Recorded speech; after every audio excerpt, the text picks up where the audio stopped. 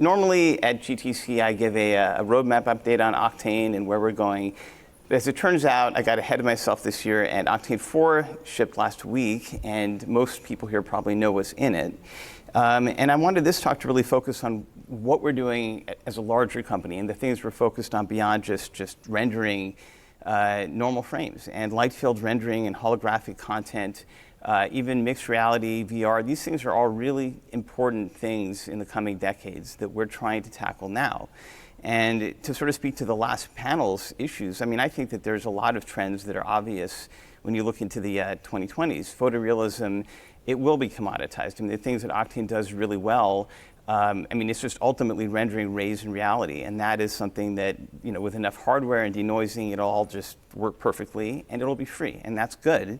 I also think that real-time game engines like Kim's or Unity are going to be driving a lot of things in the future, and I think everything will be intuitive. I think the tools, the complexity that we have today is all just going to go away. And what's interesting is that a lot of that's already happening. I mean, things like you know, the ray tracing we're seeing in DirectX, that's a big deal. That's something that we didn't quite expect. And also the fact that AI denoising works so well is amazing. So for us, we wanted to democratize rendering, and we're thinking about, you know, holographic content in the future. I'm going to play this clip just showing some beautiful work done with Octane. It's amazing for even me to see this stuff. I mean, half these shows are things I watch and love, like Westworld and The Crown. And Octane's, again, it's a physically correct renderer. It's not making any compromises. It is spectrally correct. It's doing things the hard way. And my vision for the product is to never change that and never compromise that and never turn it into anything but this, but somehow figure out a way for it to render in real time. And I know that there's some skepticism that that's possible, but I think it can be done. We've actually been, you know, in the last 2 years, we've been focused on game engine integration. So Octane is shipping and it's built into Unity. And that means millions of users have a free version of Octane. We have another major partnership that started last year with Facebook around volumetric video, which ties into a lot of what we're doing with Octane on the video editing pipeline. Volumetric video and rendering to me are very similar pieces. And with Facebook, we actually introduced a couple of other integrations. We have After Effects and Nuke, and we're going to be giving those actually away for free. So part of what we did with Octane 4 was to come up with a free tier to get people into the ecosystem and to start looking at the bigger picture around all the things that we're doing. And Octane has been a 10-year story. It's actually, you know, when we started in 2010, it predated even me, it was focused on stills and images. And then in 2012, we had Octane 1 and 2 and 14. And we started to get, with Octane 3, really high-quality cinematic rendering. I mean, the stuff that you just saw that goes on HBO or Netflix or in a film, I mean, that's done in Octane 3. And I feel we did a really good job with that. But the missing piece on this roadmap was we needed to get to real time. And a lot of what you're seeing at GTC and GTC this year is that with things like better ray tracing and, you know, obviously crazy GPUs, that can happen. And Octane 4 is pretty much about our exploration of how to get real time into Octane. And along the way, we really learned and mastered how to leverage AI as well. And by 2020, I guarantee you that we're going to have really interesting display technology that will make holographic content much more meaningful. So Octane 4, I'm going to go through quickly for those that haven't seen the release and looked at the features or even tried it. We changed the licensing model. You know, everyone gets a free upgrade. Existing, you know, licensed users get an enterprise build that can do 200 GPUs, has NVLink. The $20 a month subscription now gets everything. You have 2 nodes, you get 20 GPUs, and you get all the plugins. And that was something that I think a lot of people wanted. And the free version, which previously had just been 1 GPU in Unity, now has 2 GPUs, and we're taking about half of our plugins and giving those away for free. And we're assuming that we're going to come up with things on top of these layers that will get the users on the free tier to go to subscription or to pay for services. So integration in Unity with Octane 4 is going to get interesting. We still feel that light field baking as opposed to traditional texture map baking is going to be a big deal for AR. And so being integrated in Unity with Octane and this technology is going to be really interesting. Now, short of that, we have the ability to take Orbex scenes. A lot of you who may use Octane know what Orbex is. It's the interchange format that allows you to take any of the GTC tools and spit out a version that can be run in standalone or in the cloud or imported in Unity, now with geometry, and the geometry can then be baked, which is really cool with Octane lighting. So that one-stop import and bake system means that you can spit out GLTF, Facebook 3D posts, bake your Unity scenes. Octane 4 will be able to run in game mode in real time, and your logic from your Unity game will run. This is an early test, no denoiser, but it'll work. And what that means is we have to ship a version of Octane that you can then run in real time with real-time path tracing and denoising with your Unity game, and that is going to be happening this year. The biggest and hardest feature in Octane 4 was integrating Brigade. Show of hands for people that are aware of what Brigade was or is prior to us putting it in Octane. A good amount. So Brigade did get a lot of attention, sometimes a lot more than Octane, and it was never released because I've always wanted it to be one product. But this is Brigade. This is Brigade running on, at the time, 80 GPUs, the equivalent of 3,200 Octane bench. So possibly one or two of those P3 nodes on AWS could deliver this. And we didn't have AI denoising then, so we could probably run half the GPUs and had even better quality. But Brigade, like Octane, is a unbiased path tracer. It just didn't have all the cinematic tools and all the pieces that Octane had. But it had incredible speed, and it had incredible speed in the scene graph. So you could drive it like a video game, do bullet physics. There's no speed hit in Brigade for moving huge objects or changing anything. And in Octane, that was not the case. So Octane 4, we fixed all that. It was a hard amount of work, but Octane 4 integrates everything you've ever seen in Brigade. It's actually 10% faster. So we have Brigade speed in Octane, and people are just barely scratching the surface of what that is, and we didn't break anything in Octane, which is great. So on the left, Octane 3, moving a multi-million poly mesh in a scene like this takes a second to update the scene graph. In Octane 4 Brigade, it's 1 millisecond, so we're at 60 hertz. And this is a game changer for artists in the IPR, because when you're in a viewport and you want to move things around, and moving something and casting a shadow and changing lights is now instantaneous. It's not just moving the camera that's fast. Well, that's a big deal. So I think even before we worry about how to use Brigade to make path trace games, it's just great that artists can now just take any part of the scene, no matter how complex it is, and change it and move it. And the lighting and the rendering and everything all just works. And so that's really one of the bigger goals that we always had with Octane 4. The other was to get out-of-core geometry, because whenever we get told by customers that Octane is not production ready, it's usually because they mean they can't fit their scenes into GPU memory.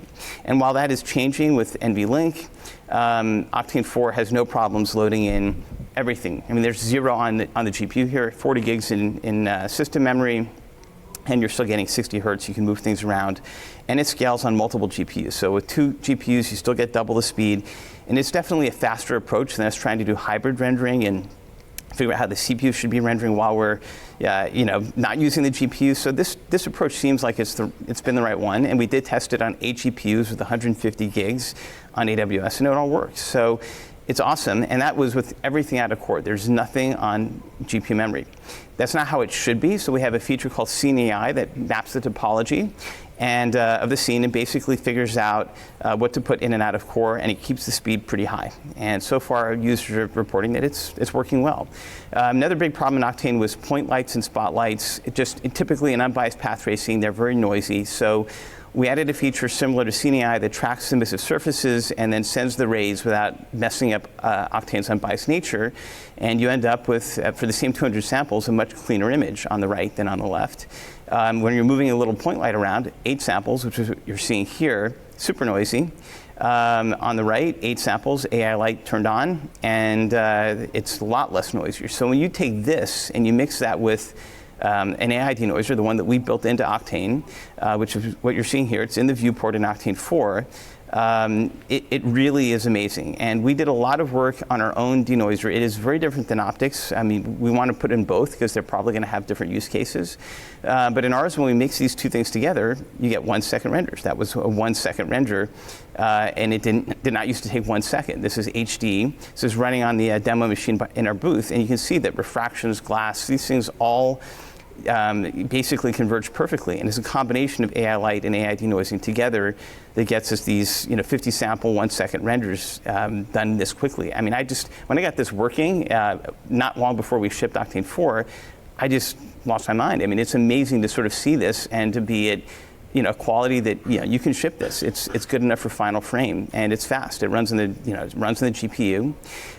We're adding other things in Octane 4. I want to go through this quickly. We have a whole new OSL atmosphere system for planets. You can drop in Mars and other things, but people have asked for a really good atmosphere system. We're going to have an improved material system, improved deep pixel, and have asset compression. We're also not going to be doing Octanes 4, 5, and 6 in the same way that we've been doing Octanes in the past. Octane is moving to this new versioning, naming scheme, and after 4, we'll be doing 2018.1, which will include light linking and better integration with Houdini, and also go through more user requests, which is something that we've been itching to do for a while. So every time that I've shown our sort of company, the hierarchy, right? We have these 3 parts: capture, render, stream, and they've been 3 different parts of our business. This is the first year where they really are all coming together. And render is that umbrella. So we actually have an SDK for our entire stack. It's the Render SDK, and you guys may be aware of Render Token, the blockchain system that is part of this. But this is something that's much more developer facing. So we have to build our own software on something. CUDA was not the right decision for Octane if we wanted to get on the Mac. We did a cross compiler, it didn't really work. We needed to target Metal. So the Render SDK has GLSL as a front end, and it has backends for CUDA, x86, Vulkan, D3D, RTX, and Metal. And so far, so good. 40% of Octane's been ported over. And here is Octane on Metal with this SDK running on a MacBook on Intel integrated graphics. So, that's pretty cool. This is the Octane bench scene. It's actually faster on the 10.5-inch iPad on iOS. We have Octane running, on both iPhone and iPad, which is wild. And those are about as fast as maybe a GTX 630 or 650. It's not bad. It's not bad at all. So what we learned from this is that integrated graphics probably don't mean that we probably don't need to be targeting CPU rendering. I mean, we get basically on the same chip a much faster GPU performant part. And and the iPad is actually faster. So I'm going to go through the rest of this very quickly and get to the light field stuff, which I know people are. It says I have 12 minutes on here. Is that? It's 4 past. So we got 5 minutes more to talk, and we'll see. Okay. So some of you guys may have seen these light field videos before, so I'm not going to spend too much time on that. Light fields basically capture everything that Octane does into a texture surface, and it's a baking system, right? You can look at it from any angle, like a white light hologram. You can use it in AR and VR, which is what we're doing here, and you've seen the capture, LightStage capture. So this end-to-end pipeline, when you start getting to AR phones, gets really interesting. And last year at Unite, I showed how you could take 2 light fields, pre-computed, but treat them like they're game objects. And there's still a little bit of ray tracing going on between the 2 of them. So it's not that we're completely abandoning tracing rays. We're still relighting and shadowing these things. But when we're talking about true mixed reality and streaming these light fields in, we have to add layers of complexity. For example, we have to be able to capture the scene on an iPhone if we're going to be streaming in a light field. And in this case, you've seen what photogrammetry gets you. This is our office running at 120 hertz on an iPad. This is an object being relit, partial ray tracing. And this is even more interesting stuff where I'm taking the iPhone X's face tracker, and it's perfectly giving me the equivalent of a light field portal for one eye on that display with Vive trackers. So I can actually have a light field correctly beamed into my eye with a setup like this, which we're testing to prototype a light field display, or I can move the monitor, because it has a Vive tracker, and the light field will be beamed towards me. And this stuff is really cool. I mean, I do think that we are heading towards holographic displays, and this is our way of building SDK and tool chains around that. So we have AI Viewport, which is our last AI feature for a while, but it does take basically sparse views that are coming from a light field stream or that are just rendered live. And as you saw, there's a lot of decoherence. But with AI Viewport on, those very same 6 or 7 different views have absolute perfect quality. I mean, you can actually go into the scene and there's no depth. It's all, there's no depth information whatsoever. And more importantly, when we are taking any of our light field renders and we want to actually walk through these scenes, well, we're using the same AI Viewport system to generate a much larger light field. You still have reflections, and you actually start to get room scale for a lot less rendering cost. And that's pretty cool.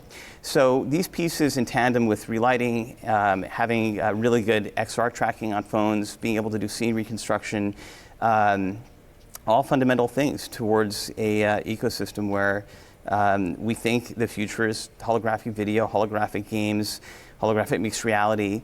We have some really interesting developments just doing this work with Facebook and integrating into all these other tools. But tomorrow's talk, which I would like you guys to consider attending, is all about render. And render, that ecosystem that I was describing, is on the blockchain, but there's a whole deeper multi-year plan around that. And tomorrow I'll have more chance to talk about that. But for now, I will take some questions.